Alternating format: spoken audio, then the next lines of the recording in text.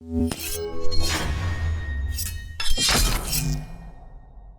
going on YouTube? This is your boy Detroit. Today we're going to go over the iPhone 11 Pro. The iPhone 11 Pro has been out for a week now, and I feel like Apple really did their thing with this one, honestly. Their main focus points on this phone were design, battery, display, and the cameras. We're going to get into each one of them individually, and we're going to break it down and see if you should upgrade this year or you should wait until next year for the 2020 iPhone. So let's get right into it. First thing, the name, iPhone 11 Pro. Is there anything really pro about it? Well, let's get right into the design first. Design, is it the toughest glass ever? Yes, it does feel like that. It doesn't seem to scratch as much, and it definitely feels thicker and heavier. To be exact, I think 20 grams heavier than the previous XS model. Display, the front looks similar to the XS from last year. The side buttons have moved down a little bit, and the Face ID is 30% faster. However, in my side-by-side comparison, I really couldn't tell. You still kind of have to do that awkward hover over your phone to kind of unlock it. I tried different angles and it still felt really awkward. Another thing to notice, guys, too, is the iPhone 11 Pro is slightly, and I mean slightly, taller than the XS from last year. Like, it is, it's kind of funny. I don't even know why or how. Well, we definitely know how, but it definitely, I just noticed that like right now. Thickness, you guys can tell the thickness now, and you can see that those buttons have been moved. The thickness I did not notice at first, however, I did notice the weight. The weight is definitely noticeable over its predecessor from last year, and I don't think it'll bother me as much. It's slightly overlooked when I get into the battery life of the phone. The battery for me, I mean, honestly, 4+ hours of battery life. I feel over the last few years, maybe Apple went with just good enough instead of kind of leaping forward. This is made possible mainly by removing the 3D touch on the iPhone. I really did try to kill the battery a few times, and I did manage to do so on 2 occasions. Definitely feels a lot more responsive. The display side by side in daylight, you really can't tell the difference. The display hovers around 800 nits, and maybe it's just me, but I can definitely notice a slight difference in how the screen feels when I'm touching it versus the XS. The screen does feel a lot smoother than the XS does with its Super Retina display. Okay, yeah, I guess does that fall into their name of iPhone 11 Pro? Me, I don't think so, but they had to definitely change it up a little bit. For the processing, we do have the A13 Bionic chip with 4 GB of RAM, which definitely feels very, very fast and very responsive. Next thing we're getting into, guys, is the cameras on the iPhone. The cameras are the main focal point of this year's iPhone 11, and they definitely didn't come short of being spectacular. This new iPhone picture quality is definitely next level and is far superior than any other phone I've seen in the industry or have ever held in my hands. The ultra-wide camera is very fun and an awesome addition to the iPhone, mainly because, yes, it's kind of annoying when you have to tilt your phone sideways just to get a picture or a video, and it definitely feels much more natural when you're taking pictures now. The ultra-wide camera is very fun, and it's an awesome addition to this year's iPhone model. Yes, they're a little bit late to the game, but we'll overlook it because it's Apple at this point.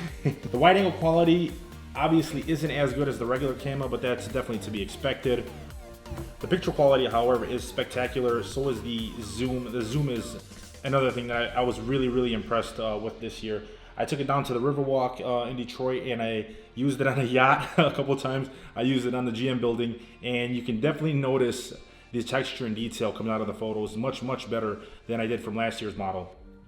And then finally, guys, we have a dedicated night mode on the iPhone 11 Pro, which kind of has a mind of its own, along with the ability to change the exposure equivalents up or down based on your current needs. The shots are exceptional when in night mode. I caught myself getting carried away a few times playing with it at night. I do wish that I could have more control over it when I can turn it off and turn it on, but I feel like for the iPhone, it's definitely a step in the right direction. I mean, the fact that they took what everyone's been complaining about and actually listened this time is definitely a step in the right direction. Do you have to get one? Probably not.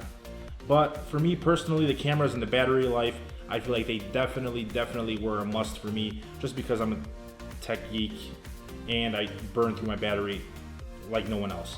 One thing I will say, guys, if you do not care for the iPhone 11 Pro's wide angle lens and you just want the iPhone 11, I would suggest you go for it. I mean, you'll save $300. Okay, sure, you don't have the wide angle lens, but the camera quality is the same on the iPhone 11. So that's another point. I hope that it helps you when making your decision on which one to get. I know it's been out for a week now, and I feel like a lot of you already have it. A lot of my friends have it, and we definitely played around with it all weekend. We all agreed that it was definitely worth the upgrade, at least for us. So it's all based on everyone's needs. You know, Apple has created this ecosystem where they kind of drag you in from every which angle, with iPads, with AirPods, with Macs. With this model also, you get now the front slow motion. I know for a lot of girls this is probably going to be very dramatic, and I feel like it's going to be overused, especially with social media, but it's definitely a cool thing to play around with. I caught myself playing with it a couple times, and you do get some funny outcomes using it. And that brings us to the charging for the iPhone 11 Pro.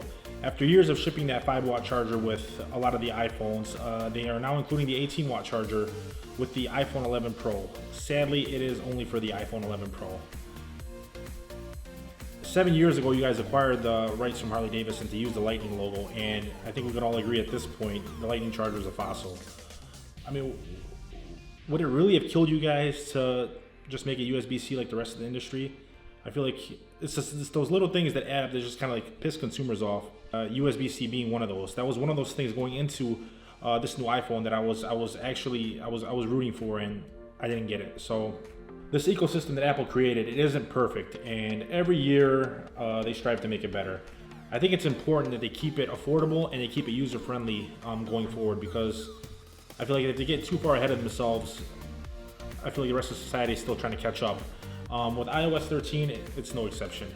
For those that did have the issue with the developers beta, like myself, the issue where you couldn't back up your iPhone, that issue is now fixed with the 13.1 software update. That's my review of the iPhone 11 Pro, guys. If you guys like the video, make sure you guys drop a thumbs up down below. Make sure you guys subscribe if you're new to the channel and YouTube. I'll catch you guys in the next one. Peace.